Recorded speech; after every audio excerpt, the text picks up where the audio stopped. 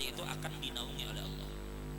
Termasuk yang kedua, rojulun, seorang laki-laki yang didatangi oleh perempuan cantik, anak orang sugih, anak orang terpandang, maka bebiniannya sugih, lalu bebinian ini membawai lelakian dari berzina. Sudah bungas orangnya, anak orang baik-baik, kemudian punya kekayaan, kemudian punya nama, inya membawai kita nang kadada apa-apanya. Ibarat logika kada mungkin bisi-bisi nangka itu. Lalu ada bebinian nang macam itu membawai berzina. Lalu inya sanggup mengucapkan inni akhafullah rabbal alamin. Ujar lelaki tadi ketika dibawai, aku takutan lawan Tuhan. Aku takutan lawan Tuhan. Maka orang yang berucap seperti ini pun akan diberi naungan di saat kada naungan kecuali naungan Allah. Sangguplah kira-kira berucap gitu. Ini takutan ya guru, takutan ketahuan. Jangan karena ketahuan wani. Lalu kemudian perempuan yang memikirkan awal kejadian dan akhir kehidupannya, ia akan menjadi perempuan yang solehah, yang tidak menyukai kehidupan glamor. Barang siapa yang merenungkan awal kejadian dirinya, akan timbul kebaikan yang banyak padanya. Sabda Nabi Muhammad sallallahu alaihi wasallam, inna ahadakum yajma'u khalquhu fi batni ummihi 40 yawman nutfah, summa yakunu 'alaqatan mithla dhalik, summa yakunu 'alaqatan mudghatan mithla dhalik, summa yursalu ilayhi al-malak wa yunfakhu fihi ar-ruh wa yu'maru bi arba'i kalimat bi katbi rizqihi wa ajalihi wa amalihi wa syaqiyyun am sa'idun. Wallahi alladhi la ilaha ghairuhu inna ahadakum la ya'mala bi amali ahli al-jannah hatta ma yakunu bainahu wa bainaha illa dhira'un fayasbiqu alayhi al-kitab fayamalu bi amali ahli an-nar fayadkhuluha wa inna ahadakum la ya'malu bi amali ahli an-nar hatta ma yakunu bainahu wa bainaha illa dhira'un fayasbiqu alayhi al-kitab fayamalu bi amali ahli al-jannah fayadkhuluha. Nabi sallallahu alaihi wasallam bersabda, sesungguhnya seseorang di antara kalian itu dibentuk. Seseorang di antara kalian dibentuk di dalam perut ibunya selama 40 hari pertama berupa air mani. Nah, ini proses kejadian kita semua. 40 hari pertama kita di dalam rahim adalah banyu mani. Banyu mani itu kalau nyata cecer di lantai dibuang orang. Cuma karenanya ada dalam rahimnya aman. Setelah 40 hari berupa air mani, lalu kemudian 40 hari berikutnya ini akan berubah menjadi segumpal darah. Ini luar biasa kekuasaan Allah lah. Bagaimana caranya banyu mani bertemu telur berubah jadi darah? Itu sesuatu yang logika kita kadang dari mani bertemu sel telur berubah jadi gumpalan darah. Setelah 40 hari bergumpal darah, berarti total berapa hari sudah? 80 hari lah, 80 hari. Lalu 40 hari berikutnya setelah inya berubah menjadi segumpal darah, inya berubah lagi menjadi lebih keras karena menjadi segumpal daging. Dari darah menjadi daging. Bagaimana darah jadi daging? Wallahu a'lam bishawab. Berapa sudah? Berarti 4 bulan. 4 bulan lah. Setelah 4 bulan, summa yursal ilaihil malak, lalu didatangkan malaikat kepada yang sudah 4 bulan tadi. Begitu inya sudah berbentuk daging, sudah dibentuk tangan, kepala dan sebagainya, sudah terbentuk semua, fayursal ilaihil malak, maka datanglah malaikat kepada janin tadi. Lalu malaikat meniupkan ruh ke dalam janin tadi sehingga janin tadi hidup. Lalu di saat itulah ditentukan, satu, berapa banyak rezekinya sampainya mati. Itu ditentukan darinya dalam parut. Jadi pian jangan takut, rezeki pian kadang akan tertukar. Dan rezeki pian apabila itu milik pian pasti sampai. Ada bisa kada. Karena dari pian belum diciptakan, pian belum keluar ke dunia, rezeki pian sudah dijamin oleh Allah. 1, 2, wa ajalih, dan kapan inya mati dan di mana inya mati itu sudah ditentukan dari dalam perut. Dan pian tahu tentang kematian seseorang, Allah akan mudahkan jalannya untuk kematian seseorang. Bila memang orang itu bakal mati, misalnya orangnya orang Banjar, seumuran di Banjar, kalau memang Allah hendak menghendaki inya mati di Samarinda, tang Allah olah jalannya kayak apakah timbul inya tak ke Samarinda di mati di situ. Makanya ulama bahari itu kadang-kadang takutan berjalan ke tempat-tempat yang kada tapi waras. Kalau bina ketentuannya inya bakal mati di situ, itu yang ditakutkan ulama. Ke tempat-tempat yang kurang bermanfaat tuh ulama-ulama kita bahari nang itu. Makanya mereka lebih rancak di rumah. Kemudian yang ketiga, amalihi, bagaimana amalnya selama hidup. Apakah ini akan beramal baik atau kada? Nah, di sini kita melihat. Wallahu khalaqakum wa ma ta'malun. Allah yang menciptakan kamu dan apa yang kamu kerjakan. Jadi bukan cuma kita, tapi gawian kita Allah yang menciptakan. Wasyaqiyun am sa'id, dan di situ juga Allah akan menentukan seseorang itu apakah akan menjadi orang celaka atau orang beruntung.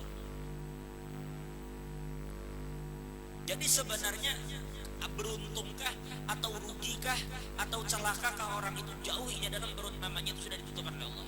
Itu adalah catatan yang baru. Sebelum itu, jauh sebelum makhluk diciptakan, Allah sudah tentukan bagaimana kehidupan makhluk. Cuma kita ini karena pernah tahu bagaimana kita, mudahan kita ini termasuk minas su'ada, termasuk orang-orang yang beruntung insyaallah.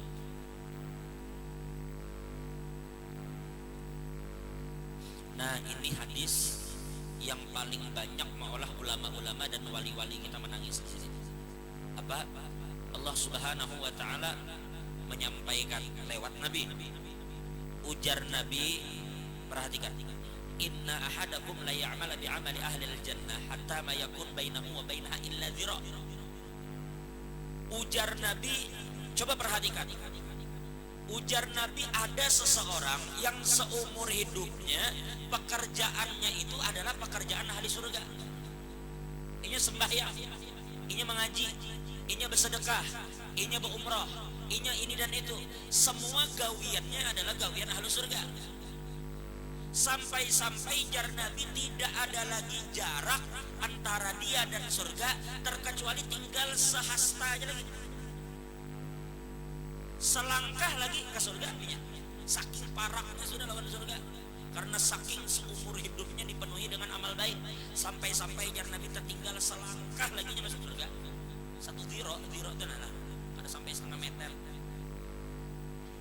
selangkah lagi masuk surga. Tapi apa yang terjadi? Ternyata takdir Allah telah mendahuluinya. Kan dalam parut sudah ditentukan tadi. Lalu ujar Nabi, ternyata takdir Allah inya celaka. Maka di akhir umur itu inya mengerjakan perbuatan ahli neraka dan kemudian mati. Akhirnya ke neraka. Dan ujar Nabi, berapa banyak juga orang-orang yang pekerjaannya selama hidup itu gawian ahli neraka. Inya mabuk, inya berjudi, inya main perempuan ini dan itu, gawiannya kada waras, kada bagus. Sampai-sampai jar Nabi jarak antara inya dengan neraka tinggal sehasta. Artinya selangkah lagi masuk neraka sudah. Sedikit pada jarak dengan neraka. Tapi ternyata ujar Nabi, takdir Allah mendahuluinya. Allah sudah tentukan bahwa inya orang yang beruntung. Akhirnya apa yang terjadi? Di akhir umurnya inya mengerjakan perbuatan ahli surga dan inya mati, lalu inya masuk ke dalam surga. Ingat lagi kisah pelacur. Pelacur yang seumur hidupnya melacur, begitu di akhir umurnya inya memberi minum kepada anjing yang kehausan, lalu dengan minuman itu inya diampuni oleh Allah.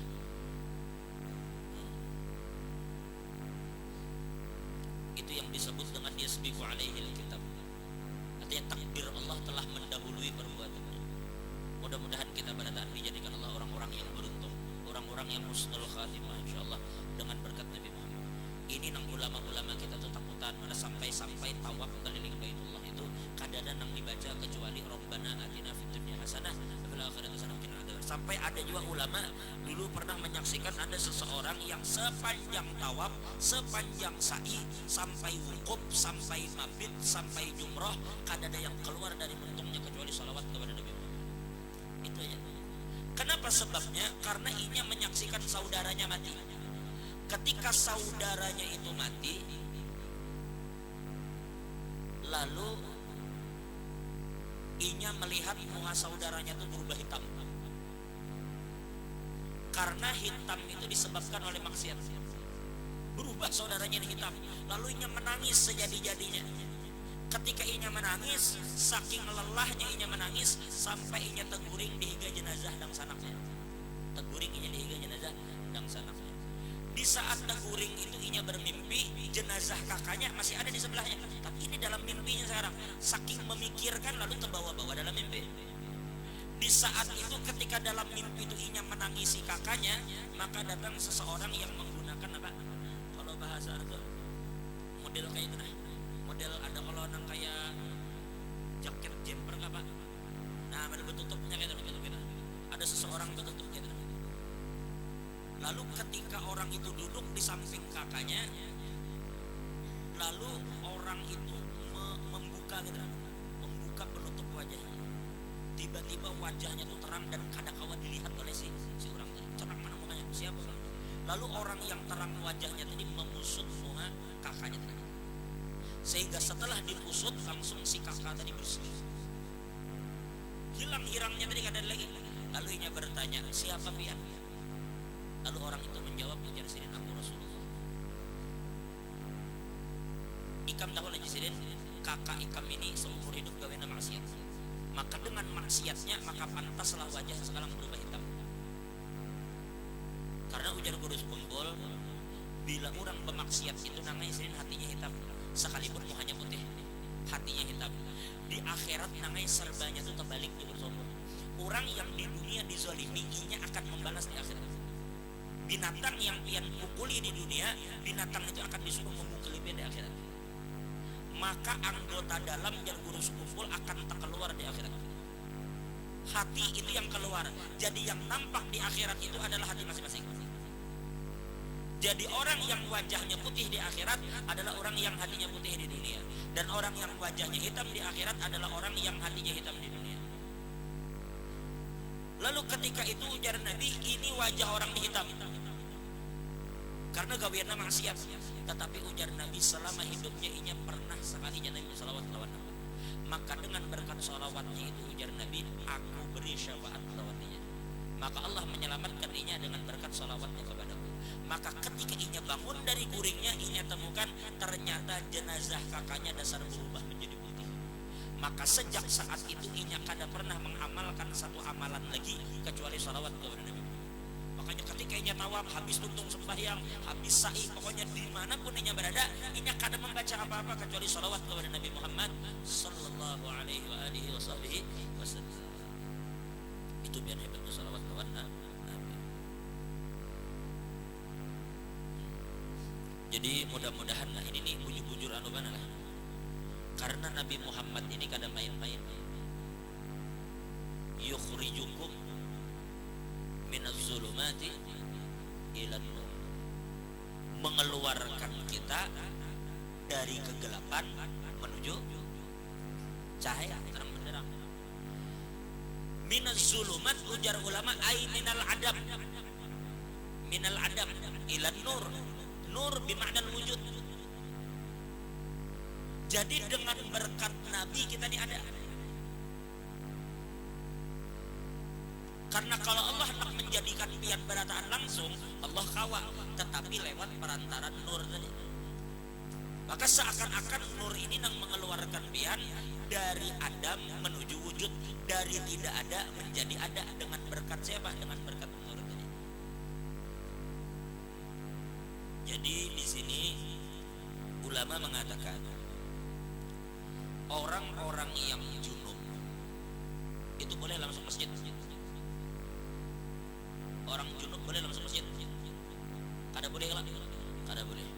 Orang yang habis berhubungan laki bini atau haid atau junub, inya kada boleh masuk masjid. Oke. Bagaimana caranya supaya inya bisa masuk masjid? Hah? Dengan menumpahkan air ke tubuhnya. Itulah. Setelah inya mandi wajib, menumpahkan air ke tubuhnya dengan niat mandi wajib, baru inya suci. Baru inya boleh masuk masjid. Berarti inya kada boleh masuk hadrat ketika inya kada suci. Mesti suci lah. Ini adalah hadas zahir.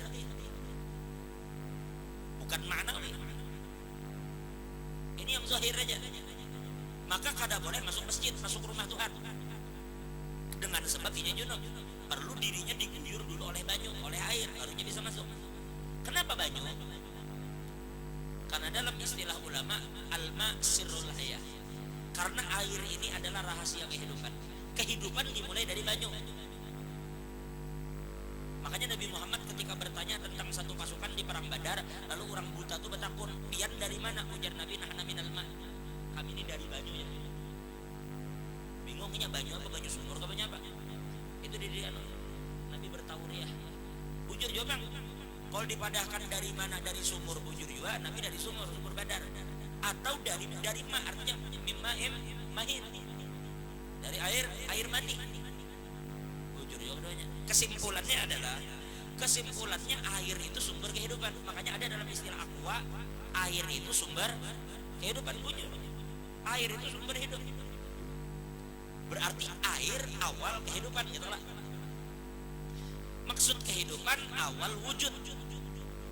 Awal keberadaan seseorang dari air. Angin atau semua itu kan air asalnya kalau. Air. Nah, lalu kemudian kalau seseorang itu junub secara zahir, inya ujar ulama kada boleh masuk rumah Tuhan.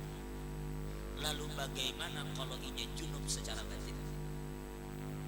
Tentu inya lebih kada boleh lagi masuk hadirat Tuhan, karena inya junub. Batinnya junub. Bagaimana junub zahir? Junub zahir ketika antara lelaki dan bini bergabung. Ada 2 orang di sini, lalu terjadi junub. Harus disucikan, mandi masing-masing. Laki mandi, bini mandi, dipisah. Kalau masih bergabung, junub pula. Laki bini masih aja bergabung, kawalan mandi wajib, kada kawa, pacul dulu. Itu lah, ya kada. Amun masih berikit, kan usah mandi wajib dulu, kekain aja, tuntung makan dulu. Bila sudah tuntung, pacul, berlepas. Kita sudah berlepas, mandi masing-masing aja, dipisahkan nang bergabung tadi. Itu junub zahir. Junub batin, ujar ulama, ketika makhluk nang panah ini merasa bahwa ini ada. Ya takid diwujudihinya merasa adanya, lalu kedua nang wujud. Padahal wujud itu sifat Allah Ta'ala. Sifat pertama adalah wujud kidam bako dan seterusnya. Kalau pian wujud juga kedua di sini bermasalah batin pian, berarti junub, perlu dibersihkan dari etikat macam ini. Kalau masih ada perasaan 2 wujud, maka orang ini kada kawa masuk hadirat Tuhan. Kapan masuk hadirat Tuhan? Maka bagaimana ujar ulama membersihkan junub itu? Dengan cara menghilangkan satu wujud dan mempanahkan hanya pada satu wujud yang hakiki. Kenapa? Karena ujar ulama, tidak akan mungkin seseorang melihat kebesaran Allah dengan matanya yang fana ini. Ini mata yang kadang memiliki kekuatan. Bahasa logikanya begini. Kenapa seseorang itu melihat Tuhan di akhirat? Kenapa? Karena di akhirat matanya sudah berubah menjadi baqi. Kekal sudah matanya. Sedangkan di dunia matanya fani, matanya kada kekal. Maka sesuatu yang kada kekal kada akan bertemu dengan sesuatu yang kekal. Maka istilah tasawuf itu kada ada mujanasah. Kada bisa bertemu antara fana dengan kekal. Di akhirat makhluk dikekalkan. Matanya kekal, pendengarannya kekal. Makanya di akhirat telinganya mendengar apa yang kada bisa didengar di dunia.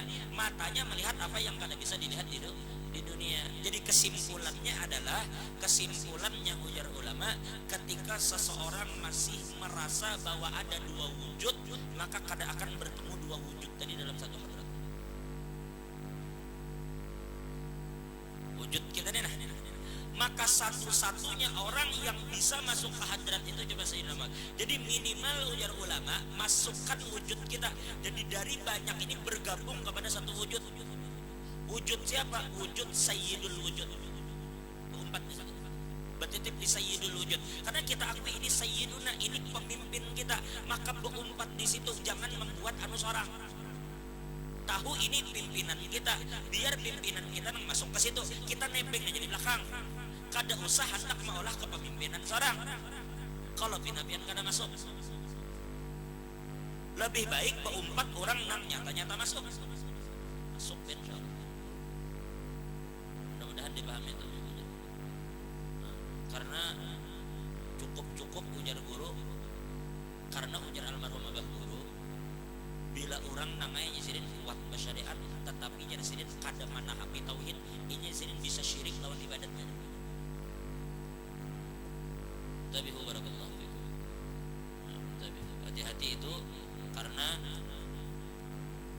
Allah Ta'ala itu sebenarnya biar nang mola hijab. Allah Ta'ala kada kawa dihijab. Allah Ta'ala itu kada kawa ditutupi. Amun ada nang menutupi Tuhan, berarti nang menutup itu ganal pada Tuhan. Tapi kita itu mengolah hijab di mata kita masing-masing, bukan ini nang dihijab. Ibarat ulun sekarang melihat jam itu terang kada ada dinding, itu jam yang ada di situ ada dinding sama sekalinya nampak di situ jam itu. Semua pian bisa melihat, tapi masalahnya mata ulun ini bermasalah. Ketika ulun lepas kacamata ulun lihat itu jangankan jarumnya, jam yang bulatnya kan nampak. Kada jelas. Lalu ulun katakan jamnya kada ada. Oh bukan jam kada ada, mata kita bermasalah. Jadi hijab itu terletak di mata kita, bukan di benda yang kita pandang. Benda yang dipandang itu kada bisa dihijab. Mata yang mau hijab bagaimana tadi? Maka gunakan alat bantu. Tahu sudah mata ini kada kau melihat, bekaras melototnya itu pusing kan. Ulun dipajul kacamata melihat di mata biar pusing. Kada yang kau dilihat apa? Lalu ulun paksakan untuk melihat kayak apa? Mau kada mau kita mencari sesuatu yang kita akhirnya kau melihat apa? Di kacamata digunakan. Maka jelas-jelas seorang kada kawa masuk hadirat Tuhan menolak sorangan. Mun masuk kada masuk hadirat Tuhan sorangan. Nyata-nyata orang ini kada bakal sampai ke hadirat Tuhan dengan wujudnya. Sudah tahu kada bakal sampai, masih bekaras juga. Lalu diapakan nang Nabi Muhammad nang sebagai petunjuk teh? Nang nur cahaya nang kita kawa ke situ, karena cahaya tadi jakanya kada ada cahaya kita kada kawa. Nah jadi maksud kita bujur-bujur pian di sini nak berumpat di Nabi, minimal pian melakukan sesuatu dengan niat berumpat di Nabi itu minimal. Di mana pian kawa bantu umat Nabi, bantu umat Nabi, senangkan hati umat Nabi, senangkan hati umat Nabi. Jangan pernah menyakiti hati umat Nabi itu. Kalau kita pernah tersakiti hati umat Nabi, bertobat dan berusaha untuk sebanyak-banyaknya menyenangkan hati umat yang lain. Siapa tahu dengan berkat kita menyenangkan 1000 umat Nabi, diampuni dosa kita nang menyakiti seikung umat Nabi. Karena menyakiti seikung umat Nabi itu karena main-main sebujurnya.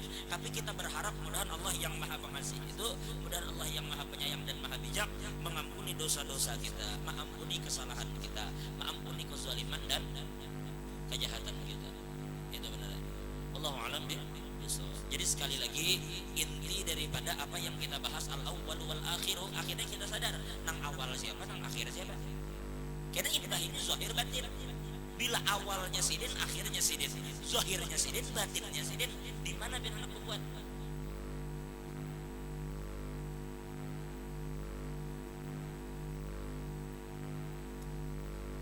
Paham lah? Mudahan paham. Al-Fatihah.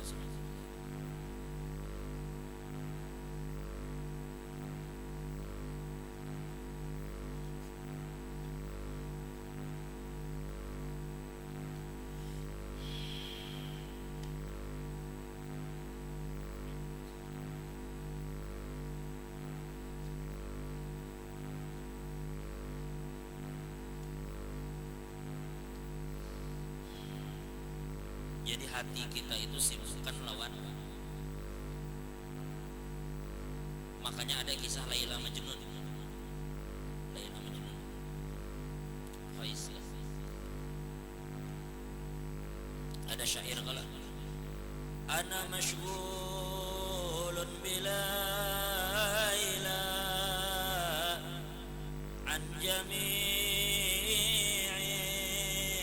kauni jumlah ana masyghulun bila ila an jami'il kauni jumlah. Ana masyghulun bilaila, aku sibuk lawan Laila dari seluruh akwat. Artinya Laila ini menyibukkan aku dari semua yang ada di bumi. Jadi aku kadang memperhatikan pesawat, kadang memperhatikan langit, kadang memperhatikan bumi, kadang A, B, C, D, E, F, G, semua kadang aku perhatikan karena perhatianku sedang tertuju ke Laila. Laila. Jadi ada kisah. Ada seorang laki-laki berjalan, tiba-tiba inya tetamu anjingnya Laila. Anjingnya Laila, bukan Lailanya, anjingnya si Laila. Ketika inya bertemu anjing Laila, senang hatinya. Kenapa? Karena anjing ini bakal bulik. Berarti anjing ini bakal menunjukkan aku ke tempat Laila. Karena inya kan tahu di mana sekarang Laila. Lalu ada anjingnya, ini kisah anjingnya si Laila. Anjing Laila lewat, lalu dikejarnya, diumpatinya anjing Laila tadi. Kan di dalam hatinya pasti anjing ini datang ke Laila untuk mendatangi tuannya. Bal tetamu aku lawan Laila. Saking hatinya penuh dengan kerinduan. Begitu di tengah jalan inya melewati orang yang sedang sembahyang zuhur. Lewatinya. Begitu inya lewat, orang sembahyang berat tadi sembahyang. Untung orang bawirin inya lewat. Sekalinya ujung-ujungnya anjing ini kadang mendatangi Laila. Sekalinya anjing ini ke lain. Lalu akhirnya kecewa, aduh sekalinya kada Laila didatanginya, boleh anjing marah nih.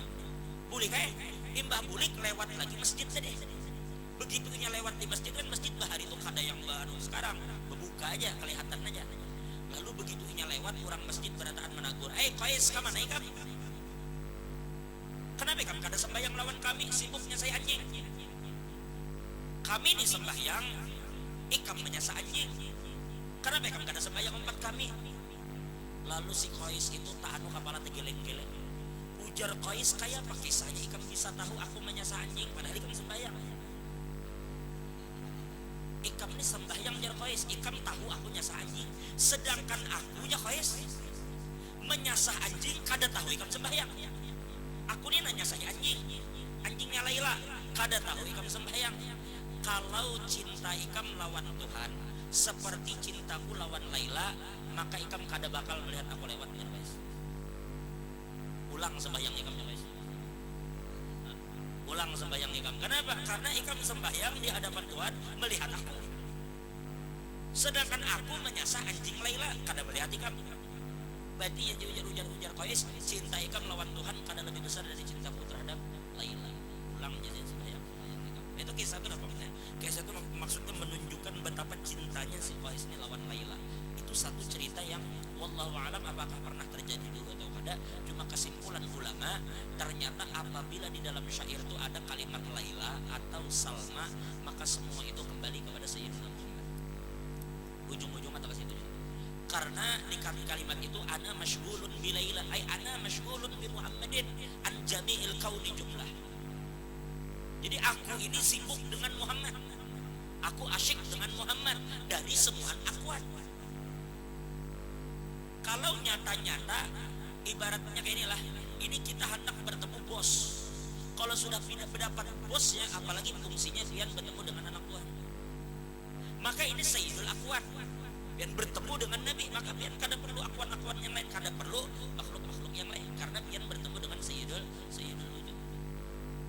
Nah di situ, karena bila hendak ke Tuhan, ampun maaf dulu, kakak pikir-pikir lu bila hendak ke Tuhan. Nah bila hendak ke Tuhan, ujung-ujungnya Jibril jangan ada tembus. Lalu kayak si Supri tadi, si Supri, si Bahari, si Rusdi, Nanang, Utuh, itu tuh kan kayak apa hendak sampai ke Tuhan kalau Jibril jangan ada tembus. Hadis, kita baca apa pedang Nabi kah? Pedang Nabi.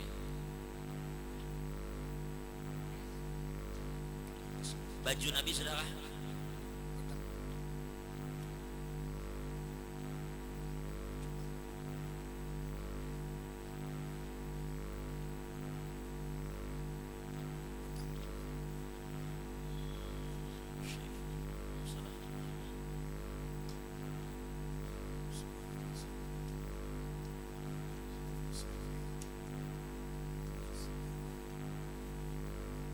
Bismillah. Aisyah Rasulillah.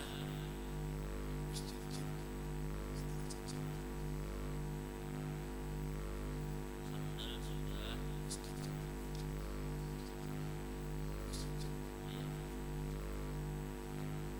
Ya sudah.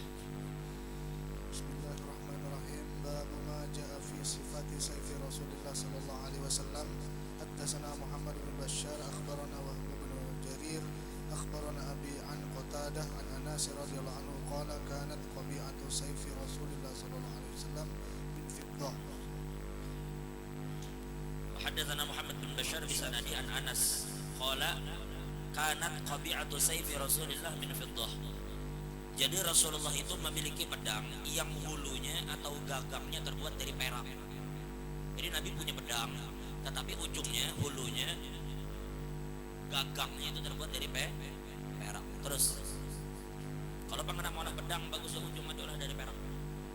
Haddatsana Muhammad bin Bashar akhbarana Mu'adz bin Hisham akhbarana Abi an Qatadah an Sa'id bin Abi Hasan al-Basri qala kanat qabi'atu sayfi Rasulillah sallallahu alaihi wasallam min fiddah. Ya, sama.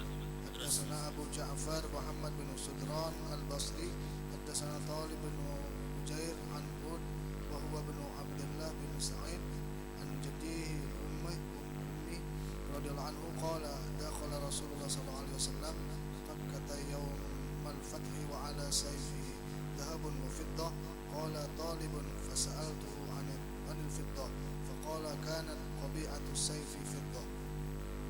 Rasulullah pernah memasuki kota Makkah dengan membawa pedang yang di situ ada emas dan perak. Lalu aku bertanya apa yang dimaksud perak, maka dikatakan bahwa perak itu adalah hulu pedang Rasulullah. Terus dikit-dikit. حدثنا محمد بن شجاع البغدادي أخبرنا أبو عبيدة الحداد عن عثمان بن سعد عن ابن سيرين قال صنعت سيفي على سيف سمورة ابن جندب وزعام سمورة رضي الله عنه أنه صنع سيفه على سيف رسول الله صلى الله عليه وسلم وكان حنفيا. Jadi ujar Ibnu Sirin, aku membuat pedang seperti pedangnya si Samurah. Dan Samurah ini mengatakan bahwa pedangnya itu sama seperti pedang Nabi. Wakana Hanafiyah, dan pedang Nabi itu Hanafi. Maksud Hanafiyah itu mungkin dalam satu riwayat pedang Nabi itu dibuat oleh suku Hanafi, tubuhan Bani Hanafi. Jadi ada satu kabilah Hanafiyah itu yang ahli mengolah pedang, itu yang mengolah pedang Nabi. Di dalam riwayat lain yang dimaksud di sini adalah pedang Nabi itu dibuat dengan besi yang halus, yang rapat, sehingga pedang Nabi itu kecil bentuknya tetapi bisa membelah pedang lain karena kerapatan. Lu kan tapi ngerti sebenarnya masalah ulah pedang ya. Kesimpulannya adalah pedang Nabi itu tidak terlalu besar, pedangnya kecil tetapi memiliki ketajaman yang luar biasa, karena bisa dikatakan pedang Nabi ini adalah salah satu pedang terbaik yang dibuat oleh pengrajin terbaik dari kabilah Hanafi. Terus habiskah? Teruskan aja sampai supaya minggu depan kita bicara bolang. Minggu depan kita bicara aturan serban, aturan bolang yang diatur oleh ulama. Karena besurban itu sunnah, tetapi ada aturan-aturan yang ditetapkan oleh ulama terkait bolang. Insya Allah kita akan bicarakan itu minggu depan. Jadi teruskan sedikit lagi. Babu ma jaa fi sifati dir'i Rasulillah sallallahu alaihi wasallam. Nah, sekarang kita bicara masalah baju perang Nabi. Karena Nabi pun perang menggunakan baju perang, artinya Nabi ikhtiar kan. Betawakal, cuma ikhtiar bujur dulu. Terus. Haddatsana Abu Sa'id Abdullah bin Sa'id al-Ashaj akhbarana Yunus bin Bukair an Muhammad bin Ishaq an Yahya bin Abbad bin Abdullah bin Zubair an abihi an jaddi Abdullah bin Zubair bin al-Awwam an Zubair bin al-Awwam radhiyallahu anhu qala kana 'ala an-nabi sallallahu alaihi wasallam yawma Uhud dir'an فنهض إلى الصخرة فلم يستطع فأقعد تحته طلحة فصعد النبي صلى الله عليه وسلم حتى استوى على الصخرة قال سمعت النبي صلى الله عليه وسلم يقول أوجب طلحة.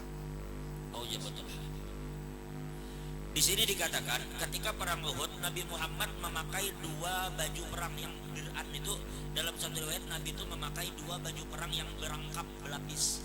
Jadi memakai Nabi itu baju perang dua lapis ketika perang Uhud, karena perang Uhud ini salah satu perang yang paling dahsyat karena di perang ini Nabi terluka. Lalu di situ dikatakan fanahadha ila sakhrah falam yastati, maka Nabi Muhammad ingin naik ke atas batu tapi Nabi kada bisa karena ada satu batu di situ. Nabi hendak menaiki tapi kada sampai.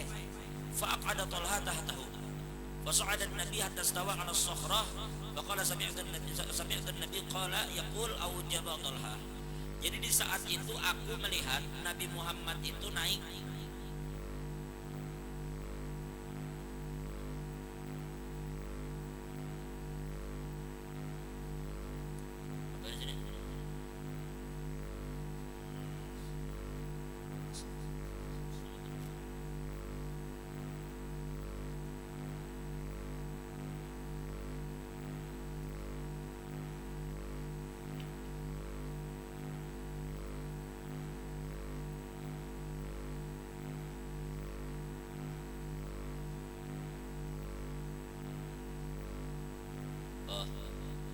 jadi di sini yang benar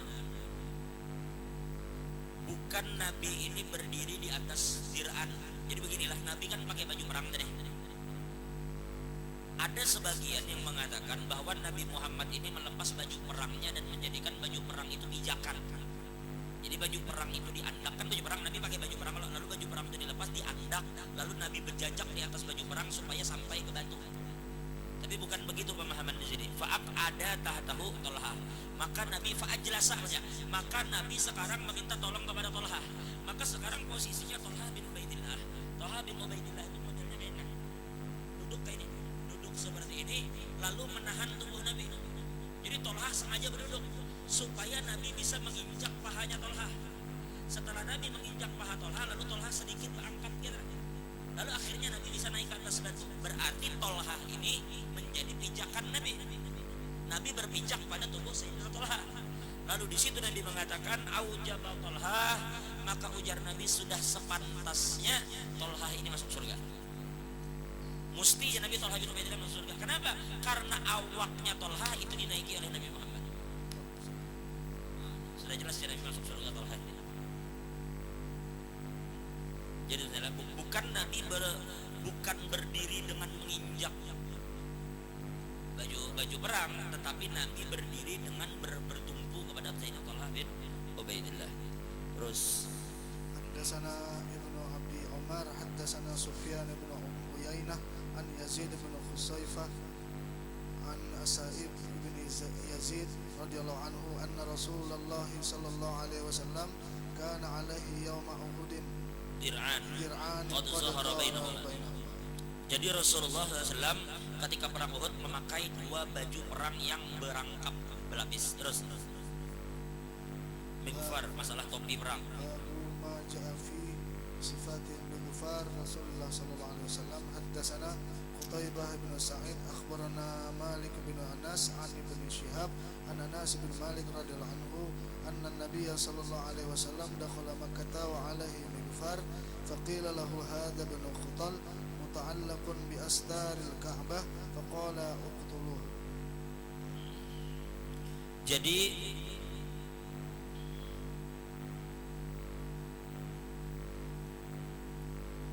haddatsana Qutaibah bin Sa'id haddatsana Malik bin Anas an Abi Syihab an Ibnu Syihab an Anas an Abi Malik anna Nabi dakhala Makkah wa alaihi mighfar wa qila lahu hadha ibnu Khattal muta'alliq bi astaril Ka'bah faqala qutuluh. Jadi Nabi pernah memasuki kota Makkah dengan memakai topi perang, topi besi. Di saat itu Nabi melihat ada yang bapak ya Rasulullah, ini Ibnu Khattal bergantung di kelambu Ka'bah, ujar Nabi bunuhnya.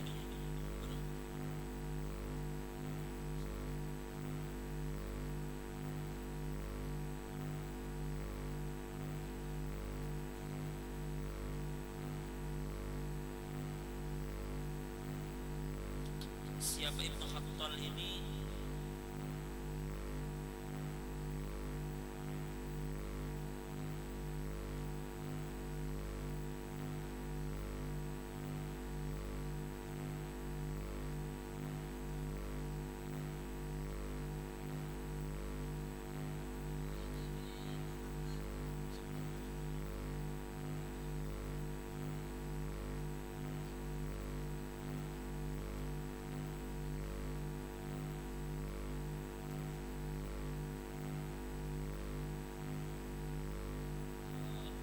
Jadi begini, kan Nabi Muhammad ini masuk Makkah bisalamin aminin, dengan penuh kedamaian.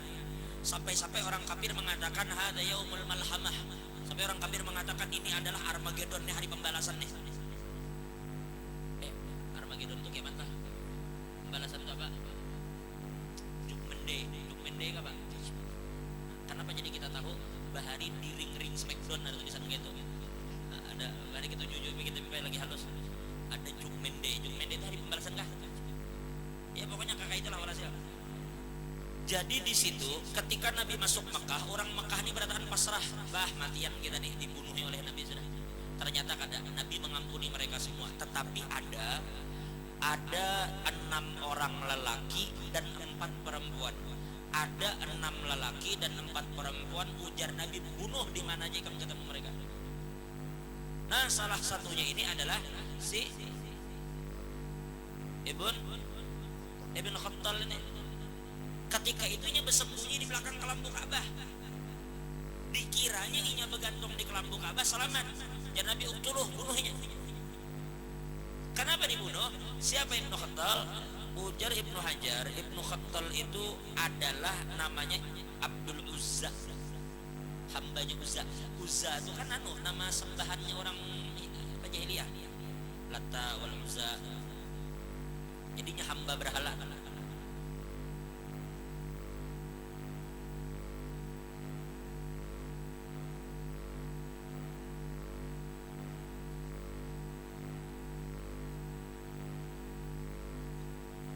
Jadi Ibnu Khattal ini kesalahannya, inya ini pernah berislam, imbahnya murtad. Ia berislam dulu, tapi murtad. Setelah murtad, inya membunuh orang Islam. Inya membunuh orang Islam. Lalu inya ini dengan penuh garang, penuh dengan tipu muslihat memusuhi Nabi dan kaum muslimin. Sampai-sampai inya membayar 2 perempuan. Siapa perempuan itu? Perempuan itu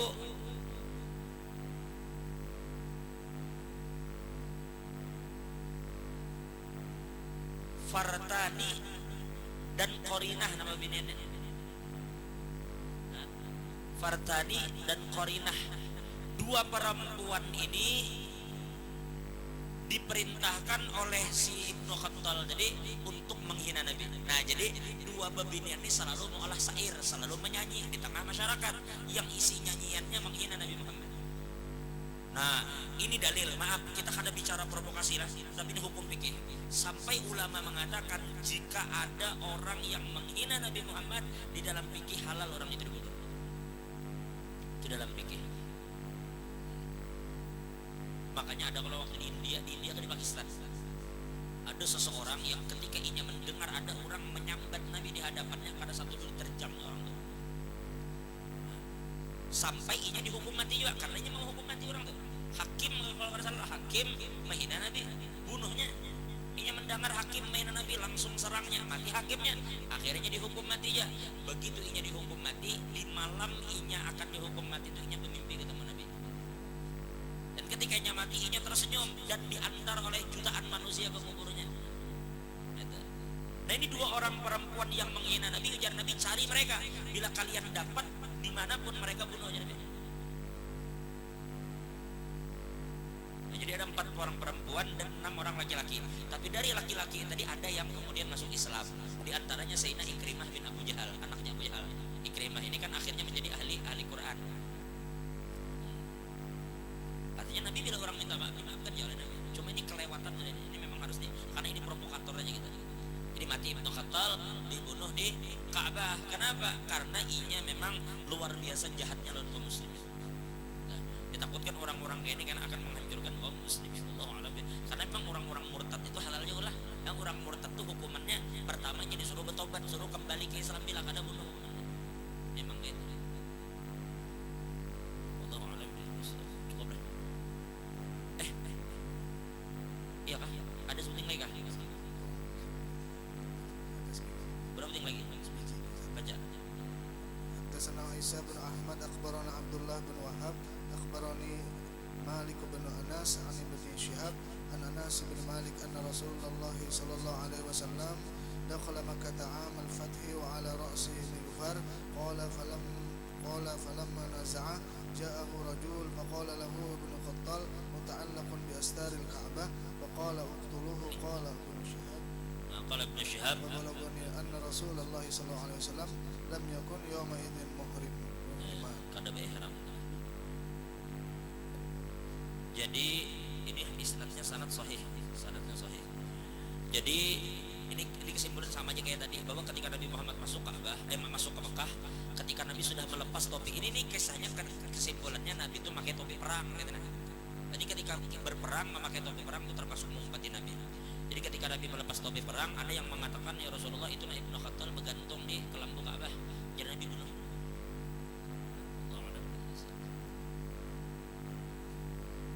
Benasyid gitu lah sedikit.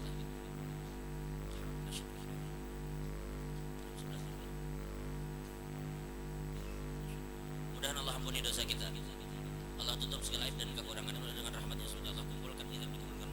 Ini ada undangan insyaallah malam Senin ini minggu ini malam Seninnya insyaallah ada Haul Abah Guru Kumpul ke-12 beserta peringatan Isra Mi'raj Nabi besar Muhammad dan zikir akbar Thariqah Junaidi Al-Baghdadi di majelis guru Mauludi, majelis Barokah Sekumpul di Lobakung. Lobakung itu ada gang apa guru? Gang Haji Muhammad Junaid. Gang Haji Muhammad Junaid Jalan Jakarta, kesananya pada Polsek Lobakung, terus sedikit ada gang di situ, ada tulisan pelangnya di situ, majelis taklim Barokah Sekumpul. Nah, itu biar masuk di wadah guru Mauludi malam Senin ini insyaallah penceramahnya kena Habib Hasan Al-Muhdar dan Kiai Haji Hasanuddin anak guru Iban dari Martapura. Mungkin ada guru Mahjuri lah. Ada guru Mahjuri mungkin. Bubuhan guru Munawar, guru Hakim Zira insyaallah ada di situ kumpul insyaallah.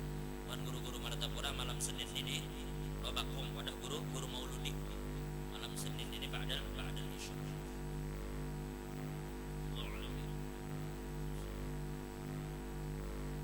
Ada lagi kira lah.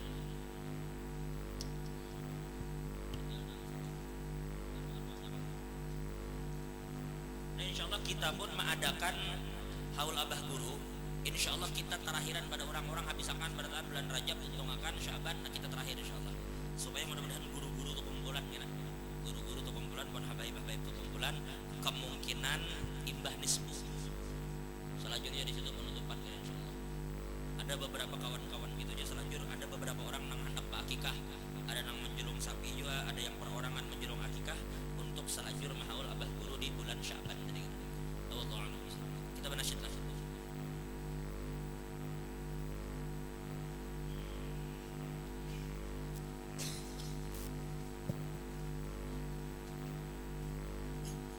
الذين آمنوا وتطمئن قلوبهم بذكر الله ألا بذكر الله تطمئن القلوب أفضل ذكر فاعلم أنه لا إله إلا الله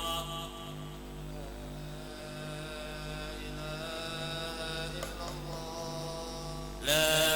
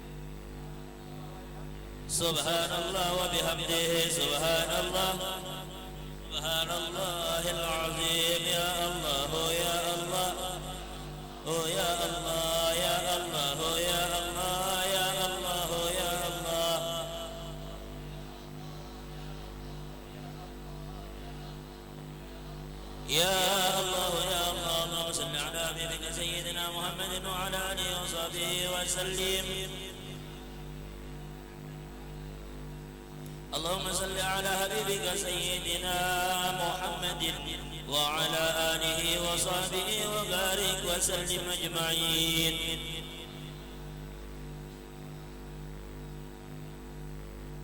الفاتحة.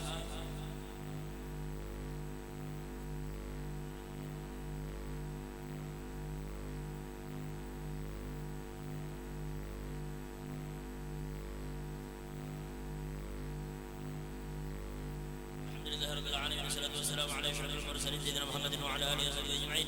اللهم صل وبلغ وتقبل ثواب ما قرأناه من القرآن العظيم وأننا غفرت لسيدنا وحبيبنا وشفينا محمد صلى الله عليه وسلم زيادة في شرافه وكرامه ومثوب بذلك إلى أرواح آبائه وإخوانه من الأنبياء والمرسلين صلوات الله وسلامه عليه وآله أجمعين. ثم مثوب بذلك إلى أرواح آل الصحابة الكرام التابعين تابعين التابعين ومن تبعهم بإحسان إلى يوم الدين. ثم مثوب بذلك إلى أرواح الأرباب أئمة المجتهدين ومقلدهم في الدين العلماء العاملين الفقهاء المحدثين والقراء والمفسرين السادة الصوفية المحققين. ثم مثوب بذلك إلى أرواح جميع أولي المشارق الأرض مغاربها برها وبرها أينما كانوا. ثم مثوب بذلك إلى أرواح جميع المؤمنين والمؤمنات والمسلمين والمسلمات من لهم ذاكر لذاكر لهم ولمن لهم زائر ولا زائر لهم. ثم خصوصا إلى روح عبدك guru العالم الله حجي محمد زين بن عبد الغني. ثم إلى روح حجي حسين بن بائر. ثم إلى روح حجي محمد أرجان بن حجي محمد صدر يا محمد صدر عبد الله وحجي محمد بن أرشد وحجي مروية بن أرشد. ثم إلى روح محمد بن إجاب Namas bin Mahil, Haji Husin bin Ba'ir, wa Jubaidah bin Husin. Summa ila ruh Padriya binti Haji Usman, wa Haji Usman bin Syahidah, wa Jahidah binti Rama Acil, wa Jatahan Sinah binti Haji Usman. Summa ila ruh Siti Fatimah binti Bahudin. Summa ila ruh Haji Abdul Jabbar bin Hamzah, wa Haji Kustam binti Abdullah, wa Haji Salamah binti Abdullah, wa Haji Asin bin Abdullah. Summa ila ruh Haji Bahar bin Husin, Herina Bahar binti Haji Bahar. Summa ila ruh Haji Arbayah binti Haji Tawan, wa Haji Nasriyah binti Haji Hasbullah, wa Haji Nani binti Haji Hasbullah, wa Haji Muhammad Nur binti Haji Hasbullah, wa Riki Rahman Oqabiyanta bin Haji Majri, wa Lutan David Cesario bin Husni Hasan, wa amwatina wa amwatihim wa amwatil muslimin ajma'in. Allahumma billahum warhamhum wa'afihim wa'fu anhum. Allahumma ij'al quburahum rawdatan min riyadil jinan wa ij'al quburahum rawdatan min hubarin niran. Allahumma in kanu muhsinina fazid fi ihsanihim wa in kanu muhsinin fajawazan sayyi'atihim bi rahmatika ya arhamar rahimin. Allahumma anzil rahmatan ni'matan wal barakata wa syafa'ata ala arwahihim bi rahmatika ya arhamar rahimin. Allahumma ij'al jami'a dhalika fira'an lahum minan nar, fikakan lahum minan nar, syira'an lahum minan nar, sitran lahum minan nar, wa najatan lahum minan nar. Rabbana ظلمنا أنفسنا إن لم تغفر لنا وترحمنا لنكونن من الخاسرين. ربنا آتنا في الدنيا حسنة وفي الآخرة حسنة وقنا عذاب النار. صلى الله على سيدنا محمد وعلى آله وصحبه وسلم. سبحان ربك رب العزة عما يصفون وسلام على المرسلين والحمد لله رب العالمين. الفاتحة. إياك نعبد وإياك نستعين اهدنا الصراط المستقيم صراط الذين أنعمت عليهم. آمين آمين آمين. الحمد لله رب العالمين والصلاة والسلام على أشرف المرسلين سيدنا ونبينا محمد وعلى آله وصحبه أجمعين. اللهم صل وسلم على سيدنا وصلاة تنجينا بها من جميع الأحوال والأعمال وتقضي لنا بها من جميع الحاجات وتنتهينا بما سعينا وتبرنا بك ونرجو وتبلغنا من جميع الحرب والمنى والسكادير. اللهم أحينا بالإيمان وعافنا بالإيمان وصلنا جنة معلما. اللهم من كل بلاء الدنيا وعذاب الخير وصرف وغفر برحمتك يا أرحم الراحمين. يا رسول الله بن شفاعة سلمنا يا محمد سلمنا ويا رسول الله بن شفاعة يا أحمد يا محمد سلمنا باسمك القديم. ربنا ظلمنا أنفسنا وإن لم تغفر لنا وترحمنا لنكونن من الخاسرين. ربنا آتنا في الدنيا حسنة وفي الآخرة حسنة وقنا عذاب النار. وصلى الله على سيدنا محمد النبي الأمي وعلى آله وصحبه وسلم. سبحان ربك رب العزة عما يصفون وسلام على المرسلين والحمد لله رب العالمين. الله منكم.